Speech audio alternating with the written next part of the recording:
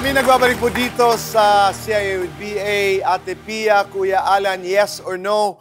Mga katanungan po ng bayan na mabilis sasagutin ni Kuya Alan at Ate Pia. Umpisahan natin. Sino ang unang magtatanong? Ako po muna, Tito Boy. Go! Ate Pia, Kuya Alan, totoo po bang pwedeng puwersahin ng nagpapaupa ang umuupa na paalisin ng bahay kapag hindi na ito nakakapagbayad ng renta? Yes or no? No. Hindi pwedeng ikaw ang mamuwersa. Hindi pwedeng you take the law into your own hands. Korte o yung kinaukulan, di ba, yung sheriff, ang magpepwersa sa kanyang umalis. Alam mo, Kuya Alan, di ko alam yun. Akala ko talaga pwede at madalas nangyayari niyan dahil maraming mga boarders, does that cover yung mga boarding houses? Halimbawa, hindi nakapagbayad ng 2-3 buwan, bigla na lamang paalisin ng may-ari. Hindi pwede yun? Hindi. Kailangan kasuhan mo siya. Kailangan dumaan doon. Pwede ito ilapit sa barangay. Pwede. Ayun. Pwede ang barangay ang magdesisyon, pero hindi yung may-ari ng boarding house, unang bahay ang magsasabing, umalis ka bukas. Hindi ka Pwede niyang sabihin.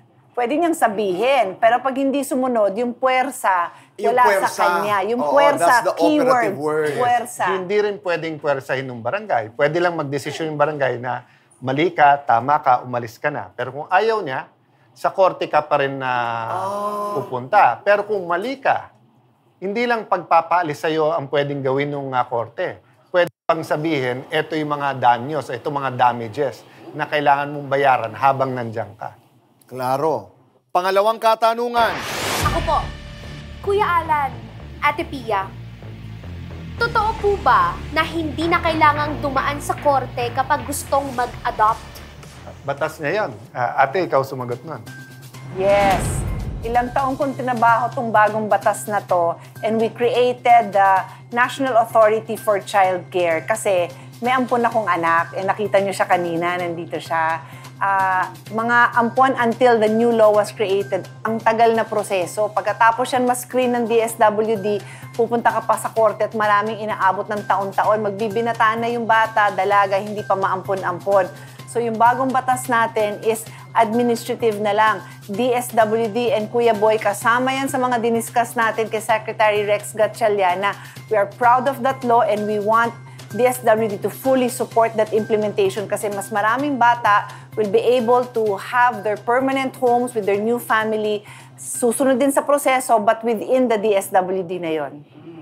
Galing naman. Yeah, so for those watching, there are those who already have cases pending in court. Choice nilang tanggalin sa court and ilipat dito sa National Authority for Child Care. Oo, or kung patapos na rin naman sila, tapusin nila. Yun yung mga pending lang. Pero ang tanong mo naman is, here, now, hindi na. Doon ka na sa National Authority. At ang author nun ay si Ate Pia. Pangatlong katanungan. Ako po, Kuya Alan, Ate Pia, kung may nagnakaw, tapos ibinalik niya yung ninakaw niya, hindi na pala pwedeng makasuhan o makulong yung nagnakaw, yes or no? No. May Supreme Court case na yan. The mere fact na nagnakaw ka na, nakuha mo na, consummated na yung crime. So kahit bumalik ka para isole.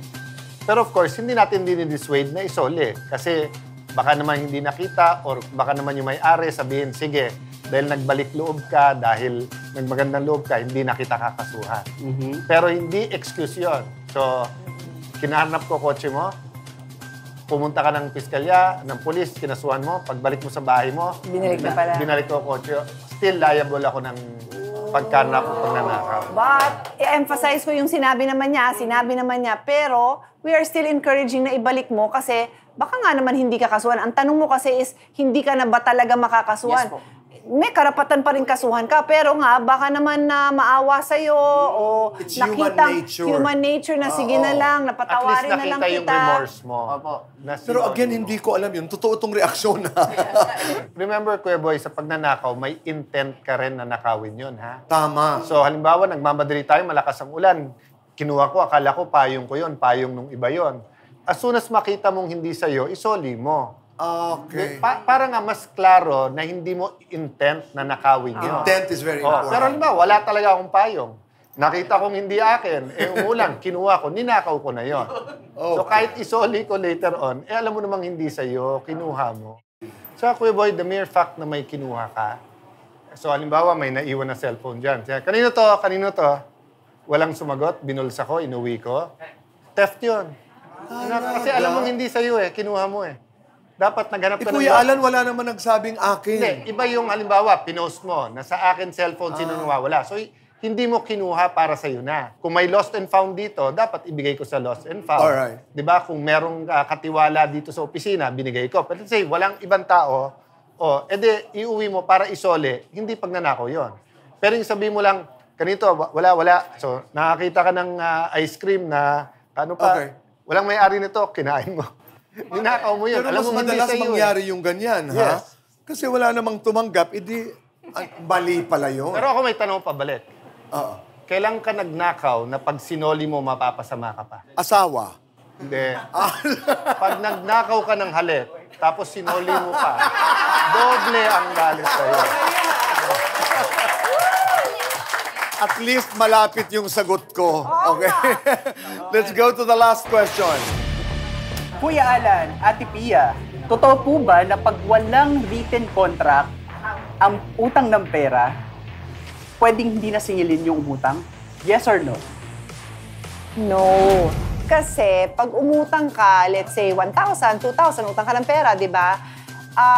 We advise, o uulitin ko, laging ilagay sa kasulatan kasi proof mo yon. Pero pag wala kang kasulatan, pwede mo pa rin singilin yon, kaya lang mahihirapan ka ng proof. Di ba? Kunyari, after no, wala kang proof, di kayo nagsulatan na, ito pumirma ka, Kuya Boy, umuutang ka sa akin ng 10,000, pirma. Pag hindi ko nagawa yon, tapos tinext kita, sige Kuya Boy, I hope nakatulong ako sa'yo, I hope na magamit mo sa maayos yung binigay ko, tapos sabi mo, oo nga, thanks, o di may proof ako. Diba? Hindi naman kasulatan ng utang yon, pero may nagka-proof ako. Mas magandang sinabi na natin to sa mga show na please, anything you do na may obligasyon, kay pera man, sulat nyo para maayos. Natutunan natin yan. Hindi lahat ng legal ay moral. So halimbawa, nagkaroon tayo ng batas, pag walang kasulatan, hindi mo kailangang bayaran.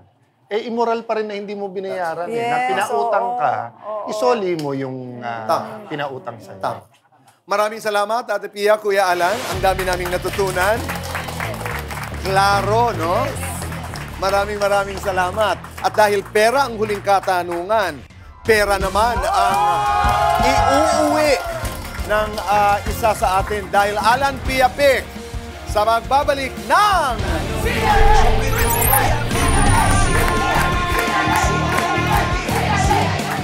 Cayetano in Action with Boy Abunda would like to thank Rica de la Merced Furniture Designs.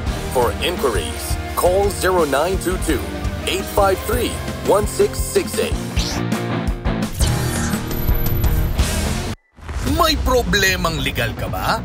Gusto po namin kasing sana maibalik sa amin yung kustodiya ng bata. Kung paano ko po kukunin sa kapatid ko po yung mana po namin. Kailangan niya ng pera, handa siyang sirain ang buhay ng iba, aalisan niya ng asawa. Kung papakulong ko po kasi siya, mawawalan po ng sustento yung mga anak ko.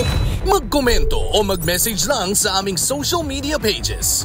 We will assign you a lawyer if you want para nga mag-guide ka. You have a strong claim. Ako yung abogado niyo. Magpapakamatay ako para makuha niyo yung anak niyo. Sa batas, wala tayong kawalan. Handang ipagtanggol ang inyong karapatan. Ipaglalaban natin ang totoo at yung patas. Sagot ka ng Cayetano in Action with Boy Abunda.